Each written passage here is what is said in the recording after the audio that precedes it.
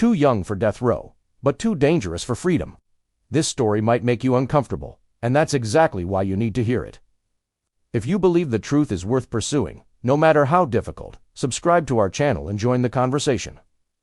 The sirens screamed through Northbridge long after midnight, their sound stretching across the river into neighborhoods where people rarely bothered to lock their doors. Police cars sliced through the darkness, their lights flashing off wet pavement and closed storefronts. Whatever happened tonight wasn't just on one street, it was pulling the entire town into its shadow. Near the old abandoned riverside paper mill, officers moved carefully along the riverbank. The air was cold, heavy, and eerily still, as if the whole town was holding its breath. And that's when they found him. Thomas Holy, 38 years old, lay motionless near the water's edge. There were no signs of a struggle, no witnesses. No clear explanation for how a man who kept a low profile ended up dead in the middle of the night. But standing just a short distance away, soaked from the knees down, was a teenage boy who looked like he hadn't slept in days. His name was Evan Cole. He was 16. The officers immediately noticed what didn't make sense. Evan wasn't trying to run. He wasn't resisting or shouting. He just stood there, frozen, his eyes fixed on the dark river, as if the answers he needed were hidden beneath the surface. When they asked what he was doing there, he didn't explain. He just said, quietly, "I didn't know where else to go." By sunrise, Northbridge was awake and afraid. Yellow tape sealed off the riverbank while investigators searched for anything that could explain what happened. They documented footprints pressed deep into the mud, tire tracks that led nowhere, and personal items scattered just enough to suggest movement, but not chaos. Detective Mara Klein arrived early, her experienced eyes scanning the scene. She knew the smallest details often told the biggest stories. She noticed how controlled everything looked. Too controlled. This wasn't random, she told her team. Someone planned to be here. Someone planned to meet. Evan Cole was taken to the station for questioning. Inside the sterile interview room, the reality of his situation started to crash down on him. He asked for water. He asked for his parents. And then, he asked a question no one saw coming. "Is he gone?" The room fell silent. Detective Klein didn't answer directly. Instead, she asked Evan how he knew Thomas Holy. Evan hesitated, his hand shaking. "I wasn't supposed to talk about him." That was the moment investigators realized this case wasn't just about a body by the river. It was about a secret that had been growing silently and dangerously for a very long time. Thomas Hale's background raised immediate red flags. Officially, he was a self-employed contractor, taking odd jobs across several counties. Unofficially, he was known for operating in cash, avoiding paperwork, and surrounding himself with people who never stayed in one place for long. Neighbors called him private. Former associates called him careful. But Evan Cole didn't fit into Hale's world. Evan was an honors student with no history of discipline or violence. His teachers described him as withdrawn and distracted in recent months, but still polite, still respectful. So how did a boy like Evan get connected to a man like Thomas Holy? The answers started to appear in phone records. Investigators found repeated late-night calls between Evan's phone and a number registered under a fake name. That number belonged to Holly. Some calls were just a few seconds. Others lasted for minutes. None had ever been reported. When Klein asked Evan about the calls, he lowered his head. He said, "If I told anyone," Evan whispered, "things would get worse." As the hours turned into days, the pressure mounted. The district attorney's office reviewed the evidence and made a decision that sent shockwaves through the town. Evan Cole would not be tried in juvenile court. Due to the seriousness of the crime, prosecutors announced their intent to charge him as an adult. The phrase hit like a hammer. Charged as an adult. At 16, Evan was too young for the state's harshest sentences, but the consequences were still life-altering. Adult court meant adult facilities, adult consequences, and no easy way back. Outside the courthouse, reporters swarmed the steps, shouting questions. Is he a victim or a killer? Inside a holding room, Evan sat alone, staring at the wall, finally understanding that his age wouldn't protect him. But Detective Klein wasn't convinced the case was that simple. As more information surfaced, a troubling pattern emerged. Evan's school attendance had dropped sharply. His guidance counselors had noted signs of emotional distress. A classmate remembered Evan once asking, "What happens if someone older makes you do things you don't want to do?" At the time, the comment went nowhere. Now, it was impossible to ignore. Then, they found the message. Technicians recovered a voicemail left on Thomas Holley's phone, just hours before he was found by the river. Evan's voice was strained, barely controlled. "You said you'd stop," he said in the recording. "I can't keep doing this. If you don't meet me tonight, I'm telling someone." The voicemail ended abruptly. Detective Klein felt the weight of those words sink in. This wasn't a threat. This was fear. Just before midnight, a breakthrough arrived in an unmarked envelope. No return address. No explanation. Inside was a flash drive and a handwritten note with 5 words. "Look closer before deciding guilt." The video on the drive was short and grainy, from a fixed security camera inside a storage unit. The date stamp showed it was recorded weeks earlier. Detective Mara Klein watched as Thomas Holy appeared in the footage, pacing. Moments later, Evan Cole entered the frame. He looked small, vulnerable, nervous. Then the door opened again. Another figure stepped inside. Someone older, confident. Someone who had never been mentioned in the investigation. Klein froze the frame and leaned closer. If this person could be identified, the entire case would change. And whoever they were still free. The image from the storage unit froze the room into silence. Thomas Holy on one side, Evan Cole, stiff and unsure near the wall. And the third, figure half-lit. Face partially obscured, stepping into view with the confidence of someone who knew exactly where they were and why. This wasn't a chance meeting. This was a setup. "Run it again?" Klein said. The footage replayed. Holy, pacing. Evan entering, shoulders tight, scanning the room like a trapped animal. In the door opening again. The third man didn't rush. He didn't hesitate. He closed the door behind him. The detail stuck with Klein. People who fear being seen leave doors open. People who feel in control close them. Within hours, the task force shifted direction. Till now, the case was simple. A teenager found near a fatal incident, connected by phone records and proximity. Easy to explain. It's easy to prosecute. Too easy, Klein requested. Financial records tied to Thomas Holy. What came back painted a much larger picture. Holy wasn't operating alone. He was a middleman, connecting vulnerable people to individuals willing to pay for silence, labor, or worse. Several shell companies surfaced. Storage units rented under aliases. Short-term leases. Cash deposits, just under reporting thresholds. And one name appeared repeatedly, always adjacent, but never directly attached. Richard Voss. 52 years old. Community donor. Former city development consultant. A man whose face appeared in ribbon-cutting photos and charity fundraisers. When Klein compared Voss's driver's license photo to the blurred figure in the footage, the similarities were impossible to ignore. The posture, the height, the way he carried himself. Klein felt her stomach tighten. If Voss was involved, this case wasn't just about Evan anymore. It was about power. Meanwhile, Evan Cole was transferred to a juvenile holding wing, isolated for his own safety. Word traveled fast inside, and Evan's situation made him uniquely vulnerable to Young. Too visible, and at the center of a case everyone was watching. During a follow-up interview, he looked worse. Dark circles under his eyes, hands clenched so tightly his knuckles were white. "We found the video," Klein said carefully. Evan flinched. "You knew there were recordings," she continued. "You knew someone else was involved." Evan swallowed. "I tried to tell them. No one listened." "Tell me now," Klein said. He hesitated, then spoke in a voice barely above a whisper. "Holy said he was protecting me, that if I did what he said, nothing bad would happen to my family. He said people like Voss don't lose. They make problems disappear." Klein didn't interrupt. "I was supposed to meet Hallie by the river," Evan continued. "He said he had proof he was going to give me so I could walk away." His eyes filled, but he didn't cry. "When I got there," he said, "Holy was already scared." The prosecution wasn't ready to slow down. Despite the new evidence, the district attorney's office doubled down. Public pressure was intense. The idea that a 16-year-old could be both victim and accused complicated the story end. Complicated stories. Don't play well in headlines.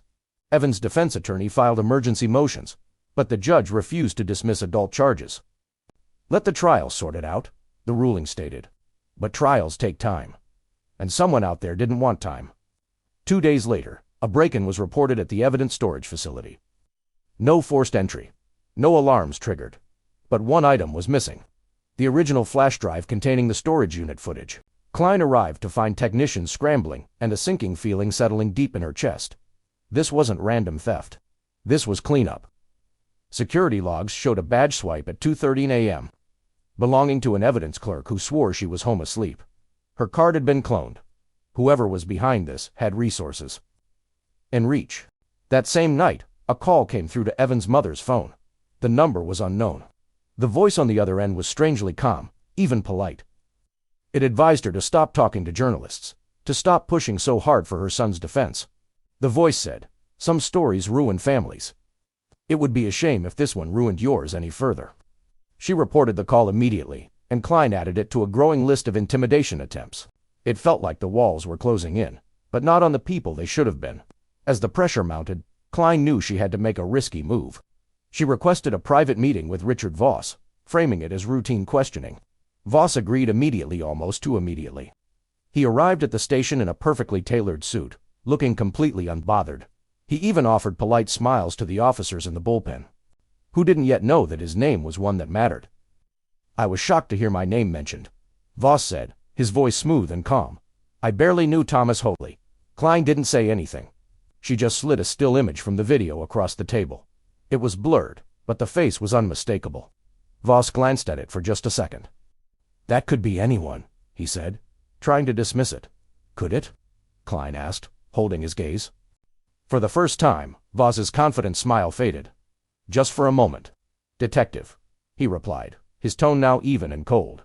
"I suggest you be very careful about what you imply." That evening, Klein was alone in her office, reviewing her notes, when her phone buzzed. It was a text message from an unknown sender. It read, "You're asking the wrong questions." Before she could even process it, another message came through. The boy was never meant to survive the truth. Klein stood up slowly, every single instinct she had on high alert. Because if that message was real, and if Evan truly knew more than he was letting on, then the clock wasn't just ticking on a case. It was ticking on a life. And somewhere out there in Northbridge, someone was deciding whether Evan Cole was still useful, or if he had become expendable. By the time Evan Cole's trial began, Northbridge no longer felt like a town. It felt like a courtroom without walls. Every street corner buzzed with rumors, and every news segment endlessly recycled the same question. Was Evan Cole a dangerous criminal hiding behind his age? Or was he a teenager who had been crushed by forces far bigger and more powerful than him? Inside the actual courthouse, the answer seemed to have already been decided. The prosecution laid out its case with chilling precision. They presented phone records, location data, proof of Evan's presence at the river, and even his own recorded words. They didn't frame him as a child who had gotten into trouble.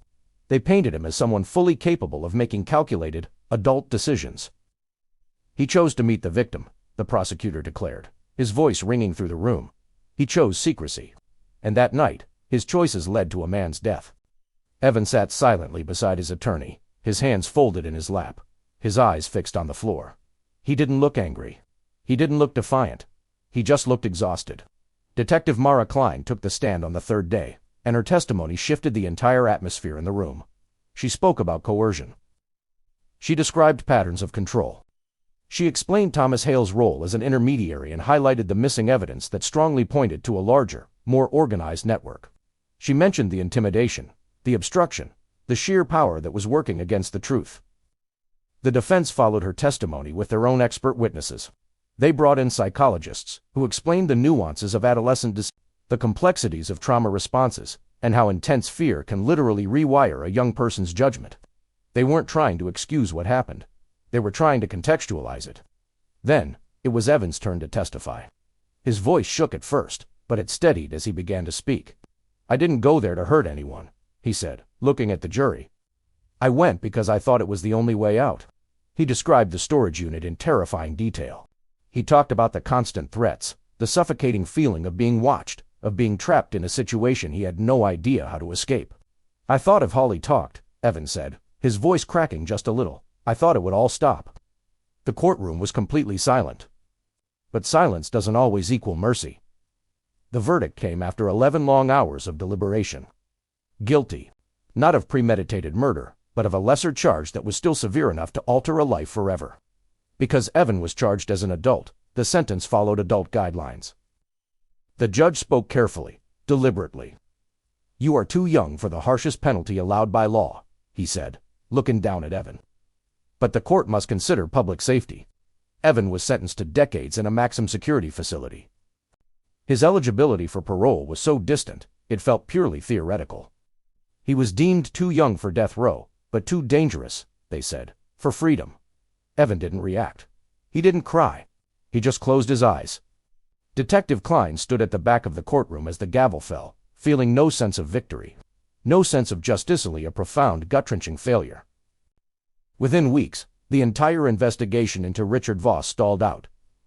Witnesses suddenly recanted their statements. Financial trails that had once seemed so clear just dried up and disappeared. The missing flash drive was never recovered. Voss quietly resigned from public life, citing health reasons, and relocated without a trace. No charges were ever filed against him. The case was officially closed. Years passed. Evan Cole grew up behind concrete walls and steel doors. He earned his GED then. He started taking college credit courses. He stayed out of trouble. The guards described him as quiet, thoughtful. Some even said he seemed harmless. Others, however, still believed he was dangerous. Detective Klein visited him once, years later. "I'm sorry," she told him, their conversation muffled through the thick glass partition. Evan just nodded slowly. "I figured the truth was heavier than justice," he said. Before she left, Evan said one last thing that would haunt her. "He's still doing it," Evan said, his eyes intense. "Different names, different places, but he's still doing it." Klein never forgot those words. 3 months after Evan's 20th birthday, a body was found outside a town nearly 200 miles away from Northbridge.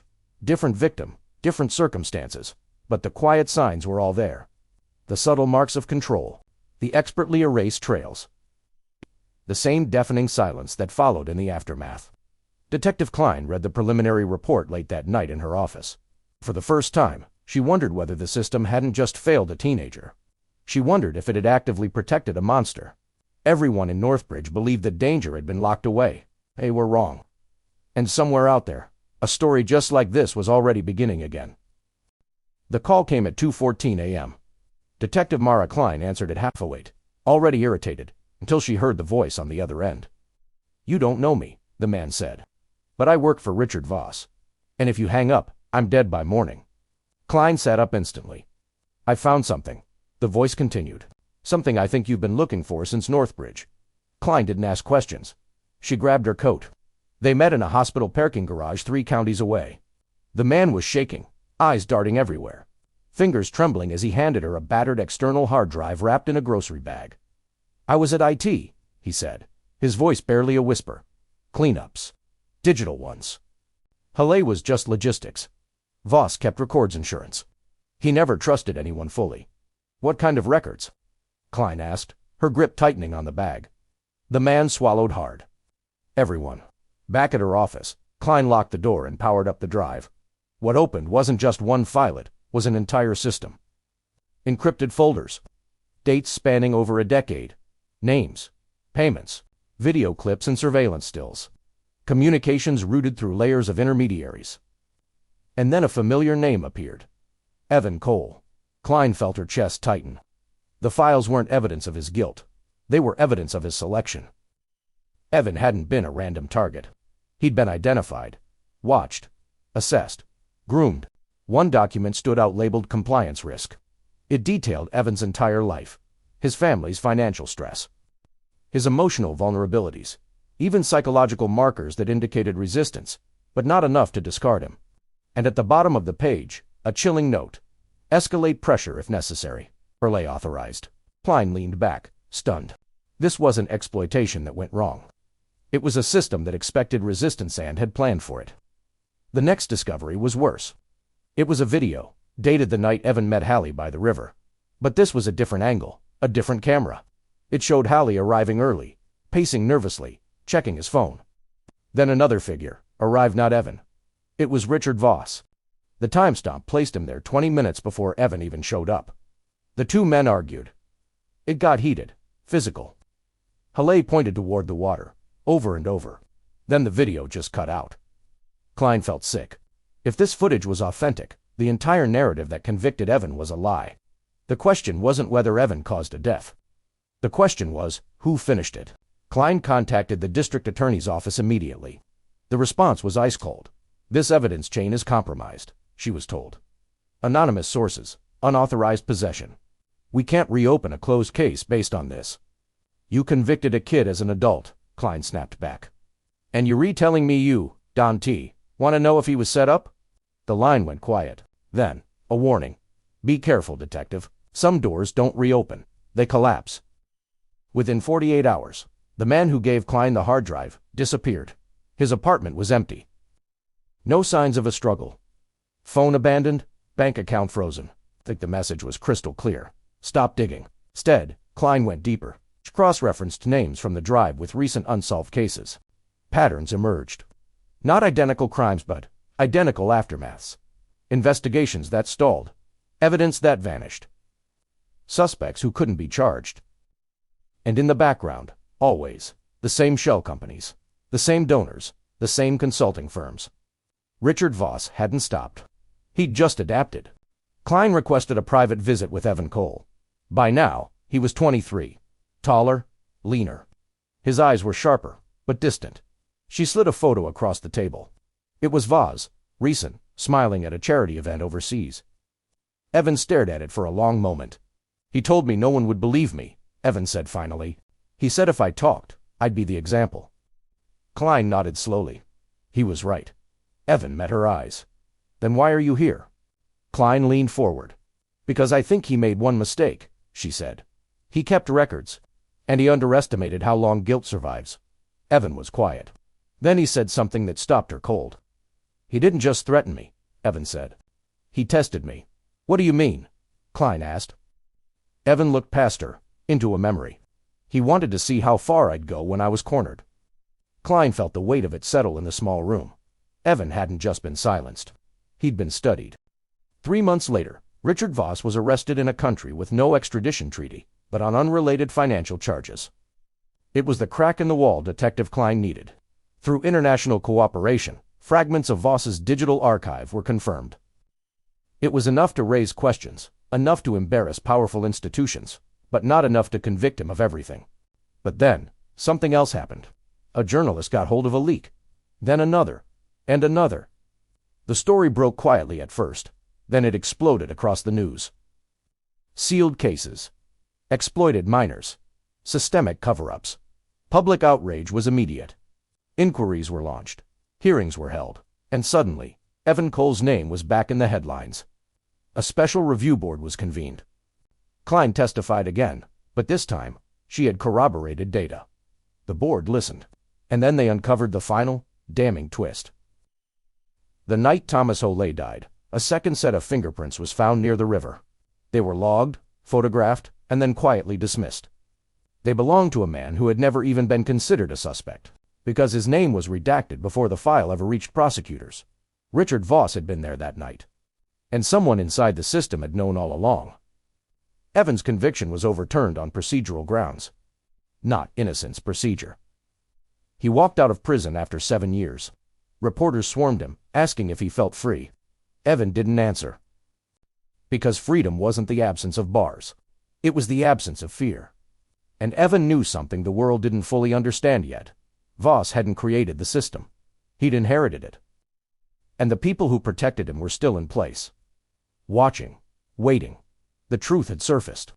But not cleanly. Not completely. As Evan stepped into the sunlight for the first time as an adult, one thought echoed louder than any siren ever had. This story wasn't over. Evan Cole didn't disappear after his release. That was the first thing Detective Mara Klein noticed. Most people who survive what he did either hide from the world or burn themselves out trying to outrun it. Evan did neither. He stayed. He spoke rarely, and when he did, his words were measured, careful, as if he understood that survival was never an accident. 3 weeks after he walked free, an internal memo titled Exposure Risk Assessment circulated quietly through multiple state agencies. Detective Klein got her hands on it through a source. The language was clinical, cold. It described Evan as non-compliant but controlled, intellectually adaptive, and capable of long-term disruption if mobilized. It recommended continued observation, but no direct contact. They hadn't lost control of Evan. They'd just recalculated the risk he posed. Meanwhile, Richard Voss sat in a foreign detention center, fighting extradition. Publicly, he denied everything. Privately, his legal team negotiated fiercely, not for freedom, but for silence. Charges were dropped. Investigations were redirected. People connected to the original network retired early or simply vanished from public records. The machine didn't break. It just shed weight. One evening, months later, Evan visited Detective Klein's office unannounced. He looked different, calmer, sharper. "I wanted to say thank you," he told her. "Not for getting me out. For believing me when it didn't matter." Klein studied him. "What are you going to do now?" Evan paused. "Live," he said. But not quietly. Before he left, he handed her a sealed envelope. "Open it in a week," he said. Not before. 7 days later, Klein did. Inside was a single flash drive and a handwritten note. "I learned from the people who watched me. I kept records, too." The drive contained files. Klein had never seen communications, timelines, identifiers, connecting individuals across agencies, nonprofits, and private firms. Evan hadn't just survived the system. He'd studied it. He'd mapped it. And he'd waited. 3 months after his release, an investigative series began appearing online, published under multiple byline's across different outlets. Each report focused on a different failure: misfiled evidence, silenced witnesses, pressure applied behind closed doors. None of the articles mentioned Evan Cole by name, but they all came from sources that couldn't be discredited. Public trust eroded. Quiet resignations followed. And somewhere deep inside the system, people realized something had fundamentally changed. Detective Klein never heard from Evan again directly. But sometimes, when she opened her email late at night, she'd find a message waiting. No sender. No subject line. Just a single sentence. "Still watching." Years earlier, they had decided Evan was too dangerous for freedom. What they never considered was how dangerous he'd become once he finally had it. If this story stayed with you, remember this: not every prison has walls. And not every sentence ends when the door opens. Subscribe, because the next truth is already being written.